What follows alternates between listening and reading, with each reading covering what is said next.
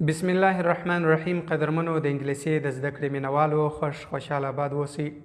دوستانو نن سبق چې دی فیوچر انډیفینټ ټینس یا فیوچر سمپل ټینس. فیوچر وایي راتلونکي ته، انډیفینټ یا سمپل دا وایي ساده ته ټینس زمانه، یعنی راتلونکي ساده زمانه.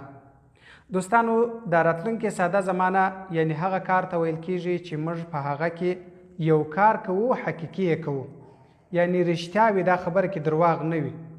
زه راتلونکی کال استاد کېږم. ولې زه اوس سبقان وایم؟ دا زما سبق چې زه راتلونکی کال کې به زه استاد کېږم. زه بازار ته ځم څه وخت؟ سبا. زه کابل ته ځم څه وخت؟ راتلونکی میاشت، راتلونکی هفته. دا د راتلونکي سره چې کم تړاو لري هغه حقیقي کار وي، رښتیا کار وي، هغه په کم ټینس کې موږ وایي فیوچر انډیفینټ ټینس. د دې فیوچر انډیفینټ ټینس ورب چې دی ما تاسو ته ښوولی و چې هغه اول فارم ورب یې دی. اول فارم د دوو د پریزنټ انډیفینټ ټینس، فیوچر انډیفینټ ټینس، د دې دوو زمانو، د دې دوو ټینسو ورب چې دی هغه اول فارم ورب دی. ګوره کانټینیوس ټینسونه چې دي شپږ ټینسونه کانټینیوس دي. د کانټینیوس ټینسو ورب کم ورب ولو؟ څلورم فارم یعنی آینجي چې خوړل. نو دلته اوس شپږ هغه سوله چې آینجي والا سوه، څلورم فارم سو.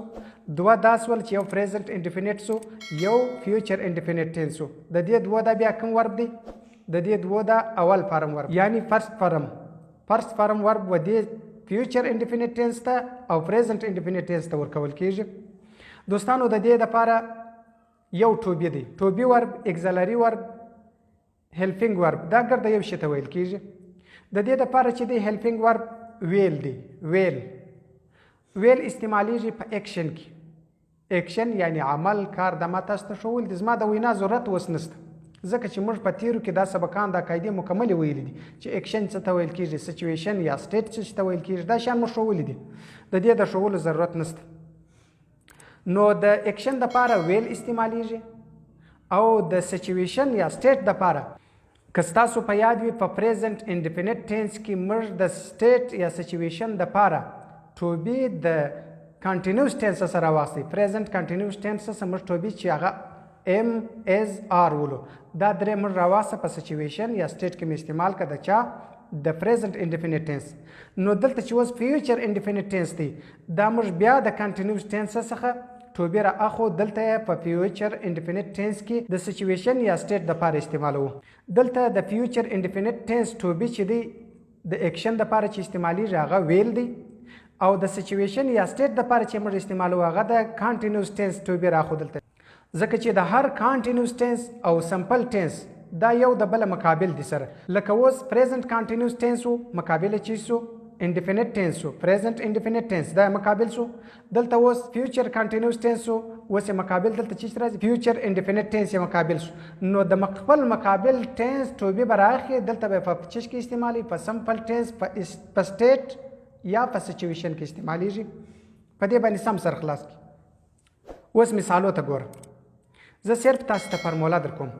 په فارمولا باندې ستاسو بالکل سر خلاصیږي. که ستاسو سر نه به خلاصېدی، تېر سبقان مې نه دي زده.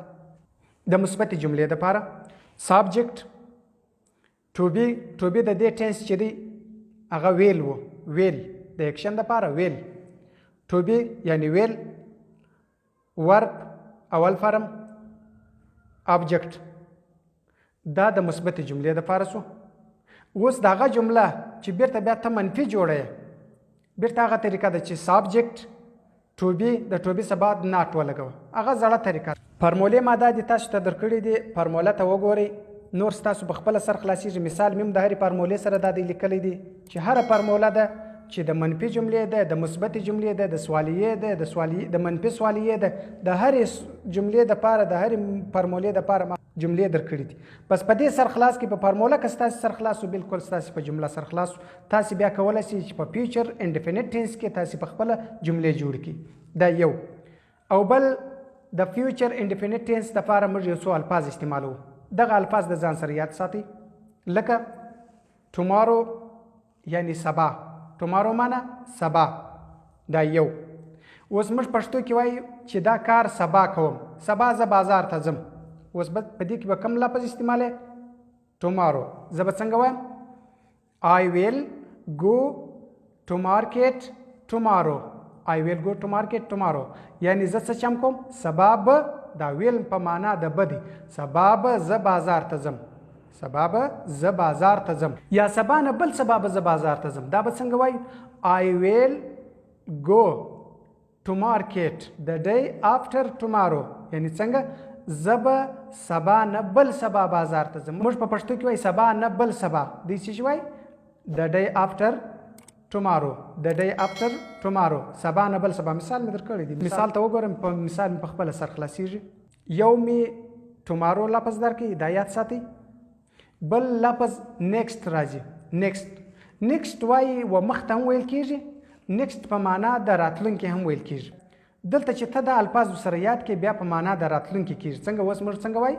next day راتلونکې ورځ، next day راتلونکې ورځ، next week راتلونکې هفته، next month راتلونکې میاشت، next year راتلونکې کال. ګوره دا په یاد ساتئ. next سره چې دغه الفاظ استعمال کړه چې ورځ، هفته، میاشت، کال، دا په معنا د راتلونکي کېږي. next په معنا د راتلونکي سو. بل ځای به داسې راځي next معنا ورکوي مخ ته، مخ. نو دلته چې موږ وایو next day راتلونکې ورځ یا راتلونکې ورځې، ورځې به موږ څنګه وایو؟ next days. خالي هغه د day سره اس ورزیات کړه، دا د جمع دپاره سو. next days راتلونکې ورځې، next weeks راتلونکې هفتې، next months راتلونکې میاشتې، next years راتلونکې کلونه. ګوره دغه الفاظ تاسو د ځان سره ولیکئ. نن مې څو الفاظ درکړه؟ day، week، month، year. دا به زده کړئ. day ورځې ته وایي، week هفتې ته وایي، month میاشتې ته وایي، years کال ته وایي. year لفظ ته وګوره، year کال ته وایي. که د اس پسې زیات کړئ بیا کلونه، ورځې، هفتې، میاشتې، دا به د next سره د الفاظ استعمالوي.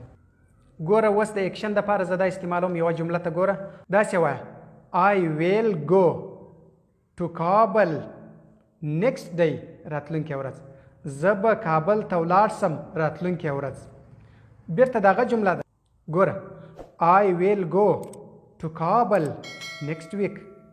یعنی زه به کابل ته راتلونکې هفته ولاړ سم.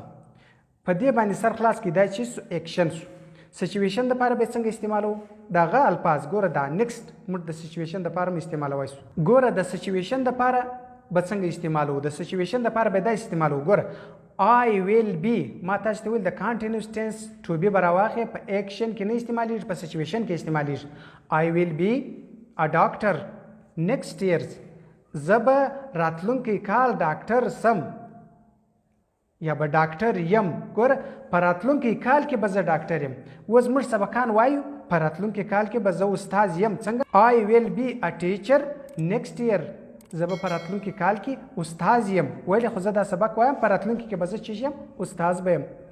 دغه الفاظ په یاد لرئ. ګوره دا دوه ور به چې ویل دی، ویل بی دی. که دې د ویل بی سره ورب راوستی، د ویل بی سره که دې ورب راوستی، دا آی ان جي در څخه خوري، دا کانټینیوس ټینس سلو. که دې د ویل سره سچویشن راوستی، دا ورب غواړي، ځکه دا چې دی دا انډیفینټ ټینس اکشن استعمالوي. دا ویل او ویل بی په دې کې پام کوئ. که دې د ویل بی سره ورب راوستی، دا به کانټینیوس ټینس جوړیږي. کوم کانټینیوس؟ فیوچر کانټینیوس ټینس به جوړیږي. په دا دوه خبرو سر خلاص کړئ، انشاءالله مشکل نه درته راځي. ټولې مکملې فارمولې ما دا دې درته لیکلي دي. هم مې د اکشن دا درته لیکلي وي، ټولې به تاسې کتلې وي. هم مې د سچویشن دا درته لیکلي، ټولې به تاسې کتلې وي. او دغه الفاظ next day، next week، next month، next year، دا په یاد لري. او بل next one day، 1 2 3 4 5 6 7 8 9 10. دا لس الفاظ، دا لس الفاظ د حساب دپاره دي. 1 2 3 4 5 6 7 8 9 10. دا لس الفاظ په یاد لري. په راتلونکي بیا لږ نور ورزیاتوو. خپله مې اسانه سر په خلاصېږي، انشاءالله هېڅ مشکل به نه درته.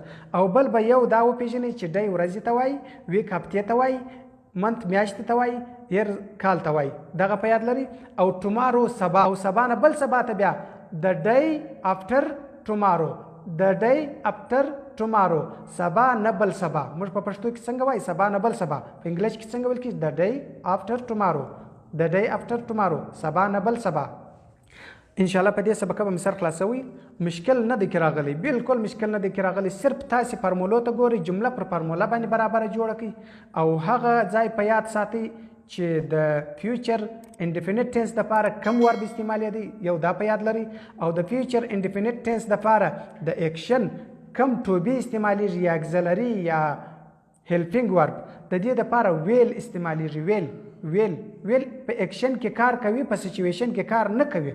او د سچویشن دپاره موږ د کانټینیوز ټینس یعنی د فیوچر کانټینیوز ټینس ټو بی راخو په دې کې استعمالو. هغه چی دی ویل بی چې موږ راخو دلته په سټیټ یا په سچویشن کې استعمالو. مکمل دا ترتیب ما تاسو ته پر بورډ لیکلی و په فارمولو باندې. تاسو به انشاءالله سر په خلاصوئ. خوشحال آباد اوسئ.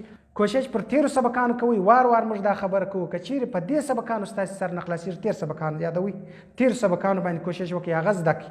خوشحال آباد اوسئ. راتلونکي سبق کې به انشاءالله موږ ډېر پرمختګ کړی. دغه حالات کې به چې څونه یو دغونه به نور پرمختګ کوو. خوشحال او آباد اوسئ. السلام علیکم ورحمة الله وبرکاته.